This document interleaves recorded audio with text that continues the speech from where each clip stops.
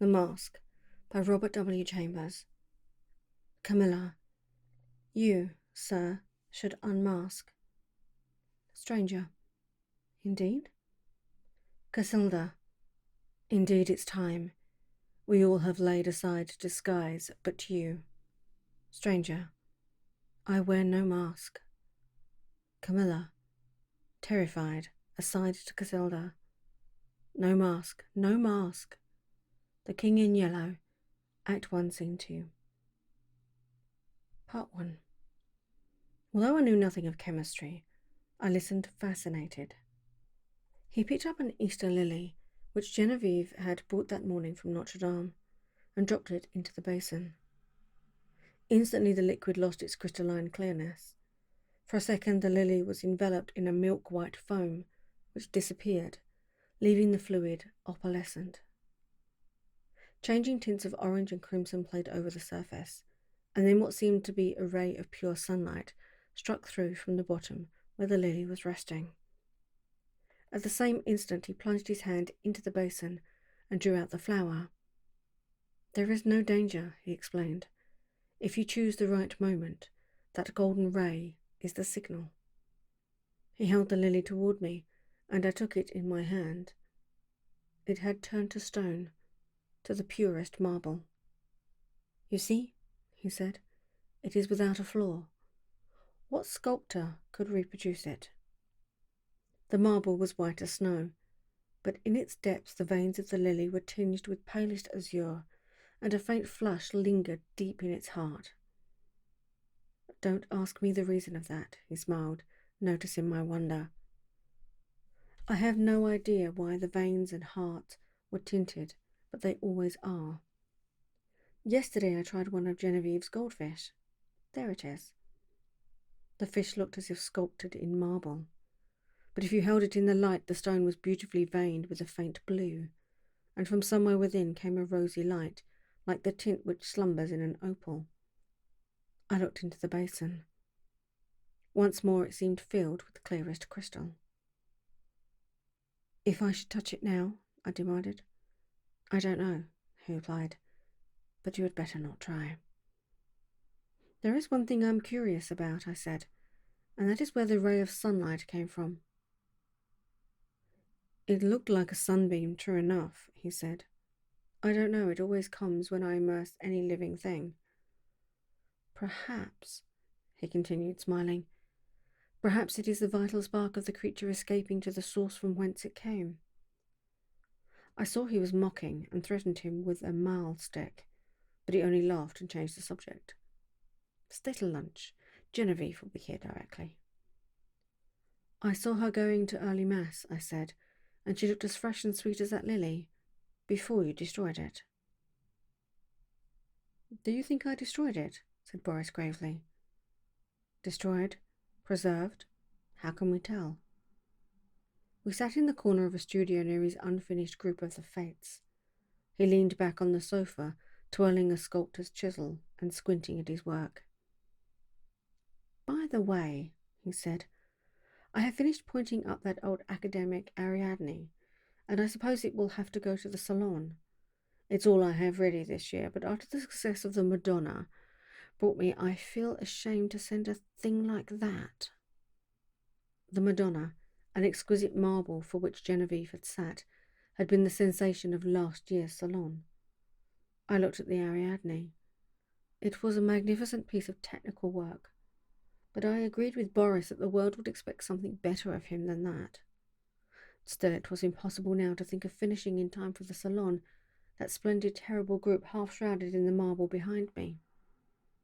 The Fates would have to wait. We were proud of Boris Yvain. We claimed him and he claimed us on the strength of his having been born in America, although his father was French and his mother was a Russian. Everyone in the Beaux Arts called him Boris, and yet there were only two of us whom he addressed in the same familiar way, Jack Scott and myself. Perhaps my love of Genevieve had something to do with his affection for me. Not that it had ever been acknowledged between us, but after all was settled, and she had told me with tears in her eyes that it was Boris whom she loved, I went over to his house and congratulated him. The perfect cordiality of that interview did not deceive either of us, I always believed, although to one at least it was a great comfort. I do not think he and Genevieve ever spoke of the matter together, but Boris knew. Genevieve was lovely. The Madonna-like purity of her face might have been inspired by the Sanctus in Gounod's Mass, but I was always glad when she changed that mood for what we call her April manoeuvres. She was often as variable as an April day. In the morning grave, dignified and sweet. At noon, laughing, capricious. At evening, whatever one least expected. I preferred her so rather than in that Madonna-like tranquillity which stirred the depths of my heart. I was dreaming of Genevieve when he spoke again. What do you think of my discovery, Alec? I think it's wonderful. I shall make no use of it, beyond satisfying my own curiosity as far as may be, and the secret will die with me. It would be rather a blow to sculpture, would it not? We painters lose more than we ever gain by photography. Boris nodded, playing with the edge of the chisel. This new vicious discovery would corrupt the world of art. No, I shall never confide the secret to anyone, he said slowly. It would be hard to find anyone less informed about such phenomena than myself, but of course I had heard of mineral springs so saturated with silica that the leaves and twigs which fell into them were turned to stone after a time. I dimly comprehended the process, how the silica replaced the vegetable matter, atom by atom, and the result was a duplicate of the object in stone. This, I confess, had never interested me greatly, and as for the ancient fossils thus produced, they disgusted me. Boris, it appeared, feeling curiosity instead of repugnance, had investigated the subject, and had accidentally stumbled on a solution which, attacking the immersed object with a ferocity unheard of, in a second did the work of years. This was all I could make out of the strange story he had just been telling me. He spoke again after a long silence. I am almost frightened when I think what I have found. Scientists would go mad over the discovery. It was so simple too. It discovered itself. When I think of the formula and that new element participated in metallic scales. What new element? Oh, I haven't thought of naming it, and I don't believe I ever shall.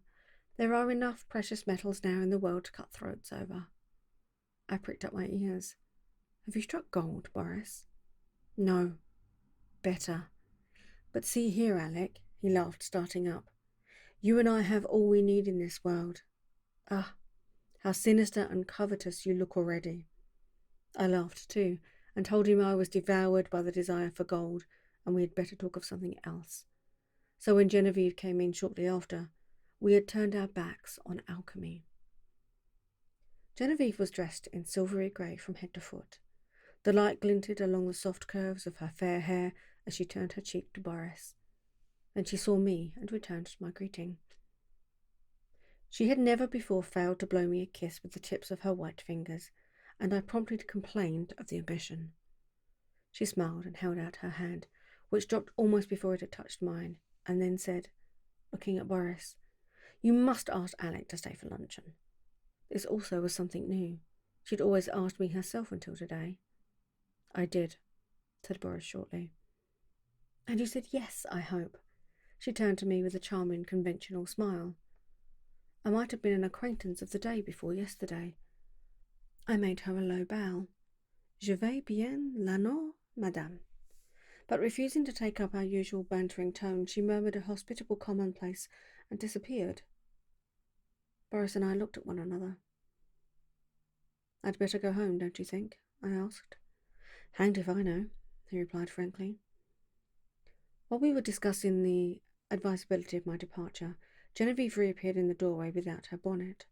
She was wonderfully beautiful, but her colour was too deep and her lovely eyes were too bright. She came straight up to me and took my arm. Luncheon is ready. Was I cross, Alec? I thought I had a headache, but I haven't. Come here, Boris. And she slipped her other arm through his. Alec knows that after you there is no one in the world whom I like as well as I like him, so if he sometimes feels snubbed, it won't hurt him." "A la bonne heure," I cried. "Who says there are no thunderstorms in April?" "Are you ready?" chanted Boris. I ready, and arm in arm we raced into the dining room, scandalizing the servants. After all, we were not so much to blame. Genevieve was 18, Boris 23, and I not quite 21. Part 2.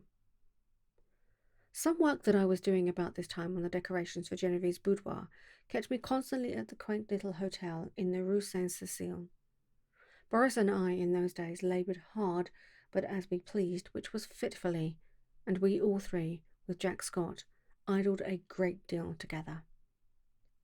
One quiet afternoon I had been wandering alone over the house examining curios, prying into odd corners, bringing out sweetmeats and cigars from strange hiding places, and at last I stopped in the bathing room. Boris, all over clay, stood there washing his hands.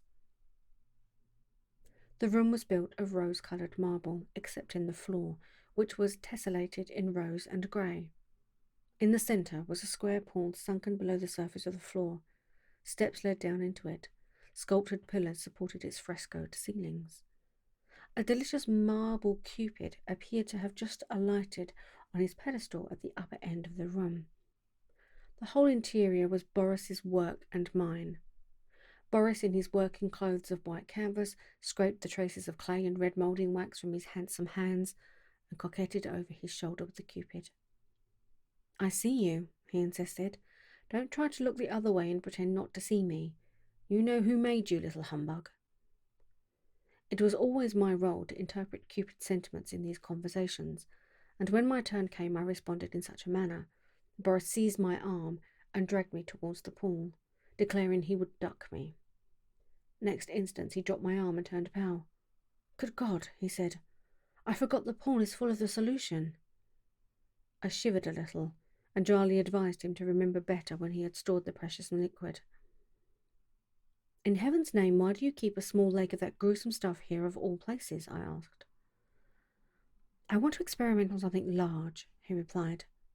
"On me, for instance?" "Ah, that came too close for jesting, but I do want to watch the action of that solution on a more highly organized living body. There is that big white rabbit," he said, following me into the studio.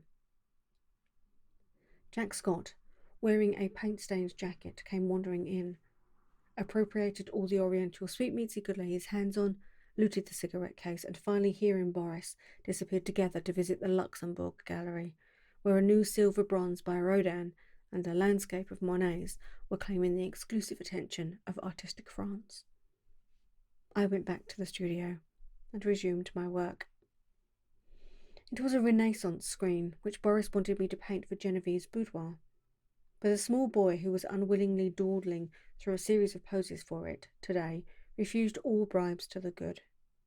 He never rested an instant in the same position, and inside of 5 minutes I had as many different outlines of the little beggar. "Are you posing, or are you executing a song and dance, my friend?" I inquired.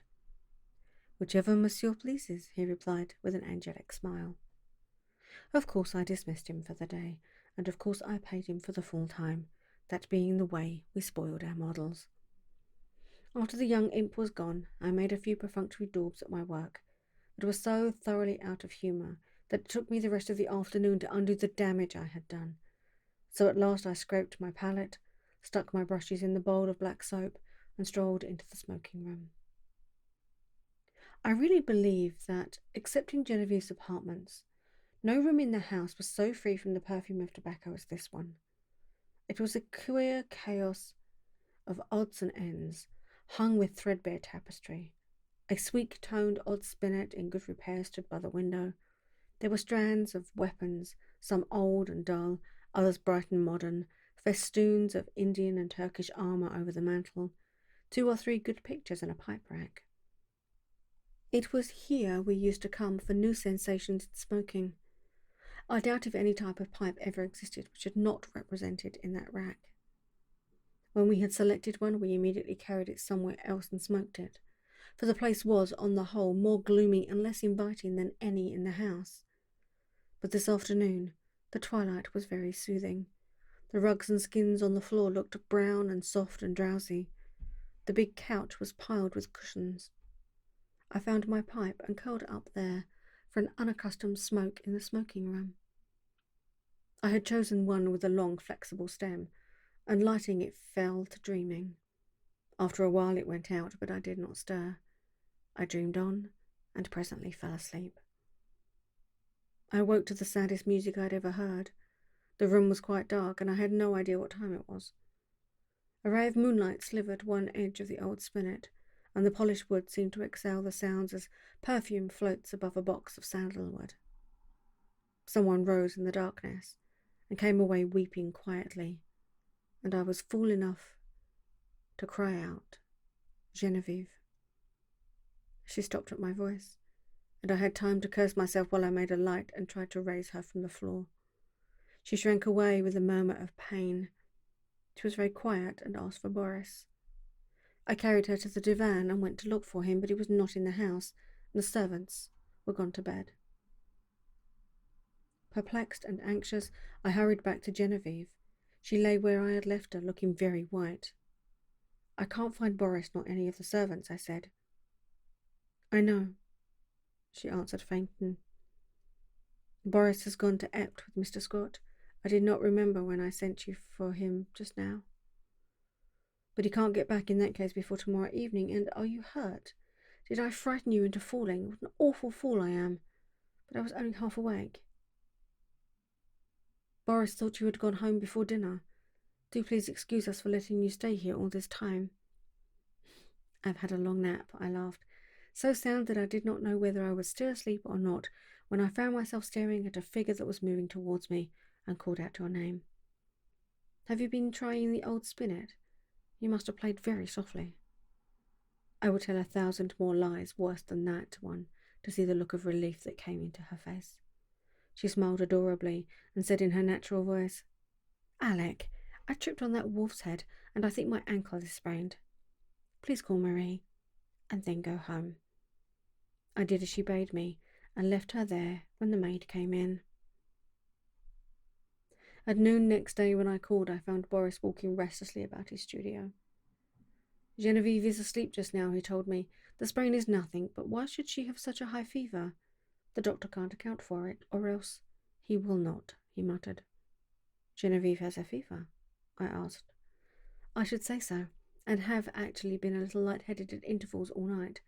The idea, gay little Genevieve without a care in the world, and she keeps saying her heart's broken, and she wants to die." My own heart stood still. Boris leaned against the door of his studio, looking down, his hands in his pockets. His kind, keen eyes clouded. A new line of trouble dawned. Over the month's good mark that made the smile. The maid had orders to summon him the instant Genevieve opened her eyes. We waited, and Boris, growing restless, wandered about, fussing with modelling wax and red clay. Suddenly he started for the next room. "Come and see my rose-coloured bath full of death," he cried. "Is it death?" I asked, to humour his mood. "You are not prepared to call it life, I suppose," he answered. As he spoke, he plucked a solitary goldfish squirming and twisting out of its globe. "We'll send this one after the other, wherever that is," he said. There was feverish excitement in his voice. A dull weight of fever lay on my limbs and on my brain as I followed him to the fair crystal pool with its pink-tinted sides, and he dropped the creature in. Falling, its scales flashed with a hot orange gleam in its angry twistings and contortions. The moment it struck the liquid, it became rigid and sank heavily to the bottom. Then came the milky foam, the splendid hues radiating on the surface, and then the shaft of pure serene light broke through from seemingly infinite depths. Boris plunged in his hand and drew out an exquisite marble thing, blue-veined, rose-tinted, and glistening with opalescent drops. "Child's play," he muttered, and looked wearily, longingly at me, as if I could answer such questions. But Jack Scott came in and entered into the game, as he called it, with ardour. Nothing would do but to try the experiment on the white rabbit then and there. I was willing that Boris should find distraction from his cares, but I hated to see the life go out of a warm, living creature, and I declined to be present. Picking up a book at random, I sat down in the studio to read. Alas, I had found The King in Yellow. After a few moments, which seemed ages, I was putting it away with a nervous shudder when Boris and Jack came in bringing their marble rabbit. At the same time, the bell rang above, and a cry came from the sick room. Boris was gone in a flash, and the next moment he called, "Jack, run for the doctor. Bring him back with you. Alec, come here." I went and stood at her door. A frightened maid came out in haste and ran away to fetch some remedy. Genevieve, sitting bolt upright with crimson cheeks and glittering eyes, babbled incessantly and resisted Boris's gentle restraint. He called me to help. At my first touch, she sighed and sank back, closing her eyes. And then, as we still bent above her, she opened them again, looked straight into Boris's face, poor fever-crazed girl, and told her secret. At the same instant, our 3 lives turned into new channels. The bond that held us so long together snapped forever, and a new bond was forged in its place. For she had spoken my name. And as the fever tortured her, her heart poured out its load of hidden sorrow. Amazed and dumb, I bowed my head, while my face burned like a living coal, and the blood surged in my ears, stupefying me with its clamour. Incapable of movement, incapable of speech, I listened to her fevered words in an agony of shame and sorrow. I could not silence her. I could not look at Boris. Then I felt an arm upon my shoulder, and Boris turned a bloodless face to mine. "It is not your fault, Alec. Don't grieve so if she loves you." But he could not finish, and as the doctor stepped swiftly into the room saying, "Ah, the fever," I seized Jack Scott and hurried him to the street, saying Boris would rather be alone. We crossed the street to our own apartments, and that night, seeing as I was going to be ill too, he went for the doctor again. The last thing I recollect with any distinctness was hearing Jack say, "For heaven's sake, doctor, what ails him? To wear a face like that." And I thought of the King in Yellow and the pallid mask. I was very ill, for the strain of 2 years which I had endured since that fatal May morning when Genevieve murmured, "I love you, but I think I love Boris best," told on me at last. I had never imagined that it would become more than I could endure. Outwardly tranquil, I had deceived myself. Although the inward battle raged night after night, and I, lying alone in my room, cursed myself for rebellious thoughts unloyal to Boris and unworthy of Genevieve. The morning always brought relief, and I returned to Genevieve and to my dear Boris with a heart washed clean by the tempests of the night. Never in word or deed or thought while with them had I betrayed my sorrow even to myself. The mask of self-deception was no longer a mask for me, it was a part of me. Night lifted it, laying bare the stifled truth below, but there was no one to see except myself, and when the day broke, the mask fell back again of its own accord. These thoughts passed through my troubled mind as I lay sick, but they were hopelessly entangled with visions of white creatures, heavy as stone, crawling about in Boris's basin, of the wolf's head on the rug, foaming and snapping at Genevieve, who lay smiling beside it.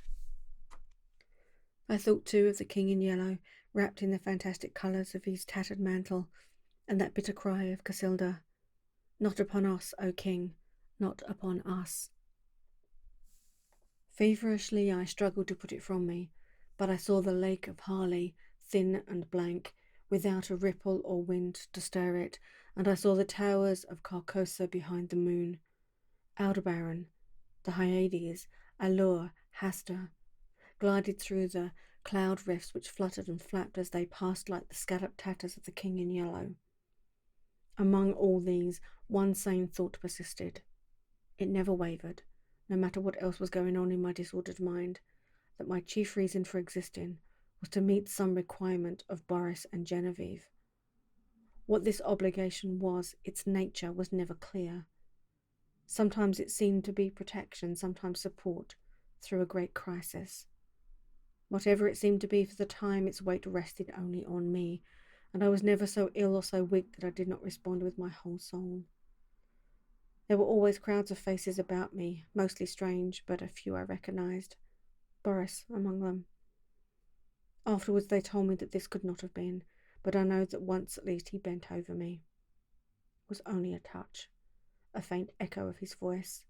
Then the cloud settled back on my senses and I lost him, but he did stand there and bend over me, once at least. At last one morning I awoke to find the sunlight falling across my bed and Jack Scott reading beside me. I had not strength enough to speak aloud, neither could I think, much less remember, but I could smile feebly as Jack's eyes met mine. And when he jumped up and asked eagerly if I wanted anything, I could whisper, "Yes, Boris." Jack moved to the head of my bed and leaned down to arrange my pillow. I did not see his face, but he answered heartily, "You must wait, Alec. You're too weak to see even Boris." I waited, and I grew strong. In a few days I was able to see whom I would, but meanwhile I had thought and remembered. From the moment when all the past grew clear again in my mind, I never doubted what I should do when the time came, and I felt sure that Boris would have resolved upon the same course as far as he was concerned. As for what pertained to me alone, I knew he would see that also as I did. I no longer asked for anyone. I never inquired why no message came from them, why during the week I lay there, waiting and growing stronger. I never heard their names spoken. Preoccupied with my own searchings for the right way, and with my feeble but determined fight against despair, I simply acquiesced in Jack's reticence, taking for granted that he was afraid to speak of them, lest I should turn unruly and insist on seeing them. Meanwhile, I said over and over to myself, how would it be when life began again for us all? Would we take up our relations exactly as they were before Genevieve fell ill? Boris and I would look into each other's eyes, and there would be neither rancour nor cowardice nor mistrust in their glance. I would be with them again for a little while in the dear intimacy of their home, and then, without pretext or explanation, I would disappear from their lives forever. Boris would know. Genevieve, the only comfort was that she would never know.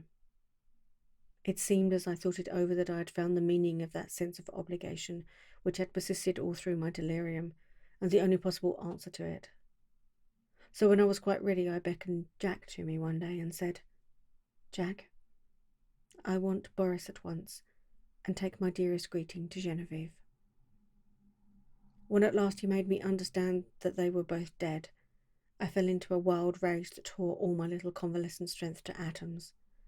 I raved and cursed myself into a relapse, from which I crawled forth some weeks afterwards, a boy of 21 who believed that his youth was gone forever.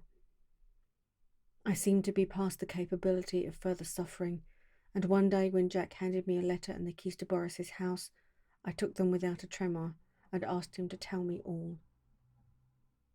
It was cruel of me to ask him, but there was no help for it, and he leaned wearily on his thin hands to reopen the wound which could never entirely heal. He began very quietly. "Alec, unless you have a clue that I know nothing about, you will not be able to explain any more than I what has happened. I suspect that you would rather not hear these details, but you must learn them, else I would spare you the relation. God knows I wish I could be spared the telling. I shall use few words. That day when I left you in the doctor's care and came back to Boris, I found him working on the fates. Genevieve, he said, was sleeping under the influence of drugs. She'd been quite out of her mind, he said. He kept on working, not talking any more, and I watched him. Before long I saw that the third figure of the group, the one looking straight ahead, out over the world, bore his face. Not as you ever saw it, but as it looked then and to the end. This was one thing for which I should like to find an explanation, but I never shall. Well, he worked and I watched him in silence, and we went on that way until nearly midnight. Then we heard the door open and shut sharply, and a swift rush into the next room. Boris sprang through the doorway and I followed, but we were too late. She lay at the bottom of the pool, her hands across her breast. Then Boris shot himself through the heart. Jack stopped speaking. Drops of sweat stood out under his eyes and his thin cheeks twitched. I carried Boris to his room. Then I went back and let that hellish fluid out of the pool, and turning on all the water, washed the marble clean of every drop.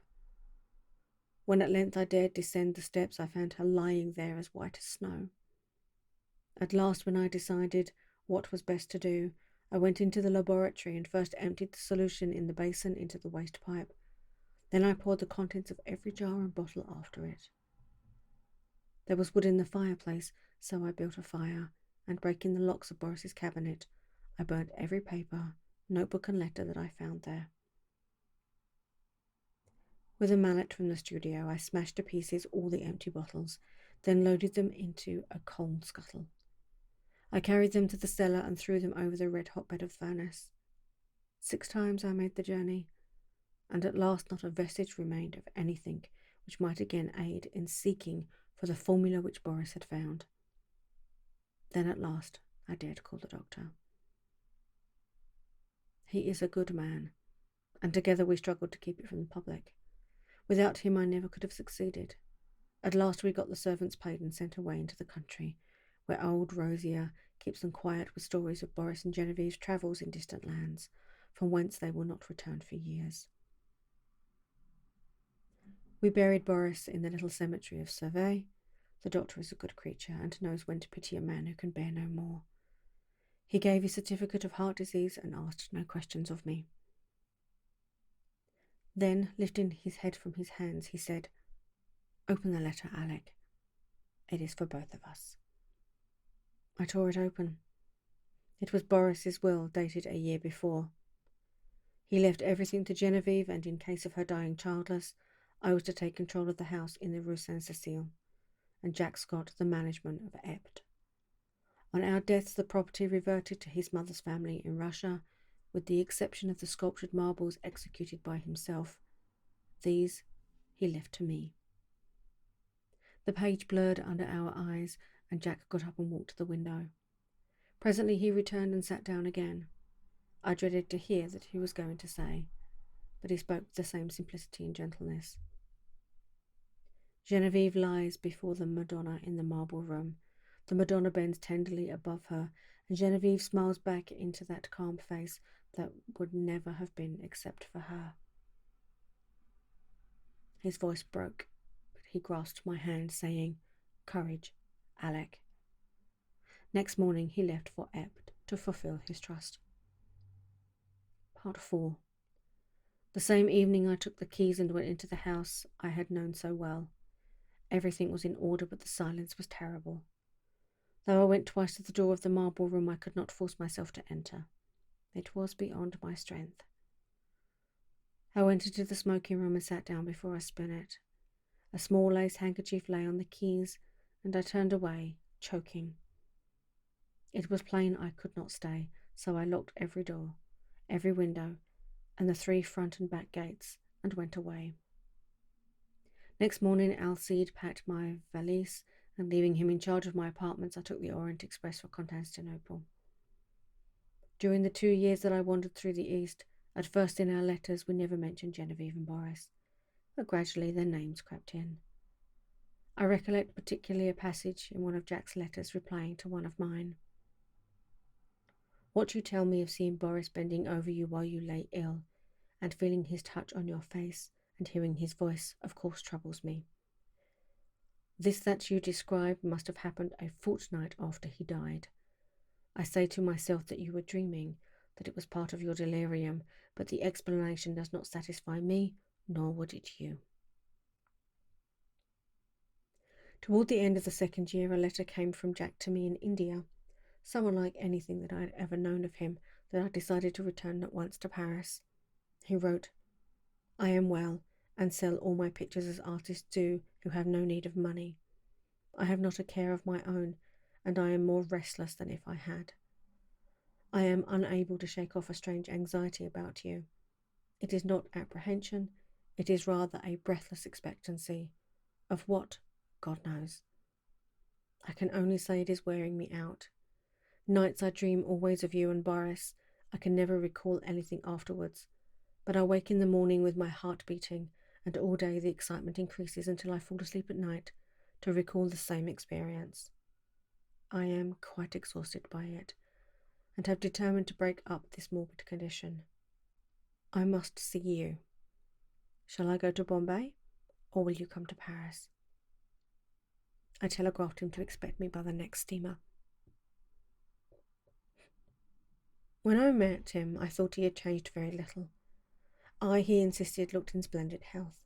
It was good to hear his voice again, and as we sat and chatted about what life still held for us, we felt that it was pleasant to be alive in the bright spring weather. We stayed in Paris together for a week, and then I went for a week to Epte with him. But first of all, we went to the cemetery at Savre, where Boris lay. "Shall we place the fates in the little grove above him?" Jack asked, and I answered, "I think only the Madonna should watch over Boris's grave." But Jack was none the better for my homecoming. The dreams of which he could not retain even the least definite outcome continued, and he said that at times the sense of breathless expectancy was suffocating. "You see, I do you harm and not good," I said. "Try a change without me." So we started alone for a ramble among the Channel Islands, and I went back to Paris. I had not yet entered Boris's house, now mine since my return, but I knew it must be done. It had been kept in order by Jack. There were servants there, so I gave up my own apartment and went there to live. Instead of the agitation I had feared, I found myself able to paint there tranquilly. I visited all the rooms, all but one.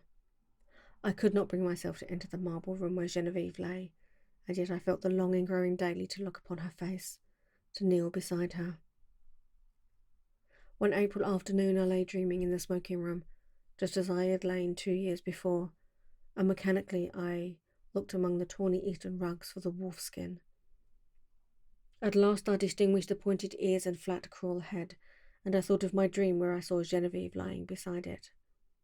The helmet still hung against the threadbare tapestry, among them the old Spanish morion, which I remember Genevieve had once put on when we were amusing ourselves with the ancient bits of mail. I turned my eyes to the spinet.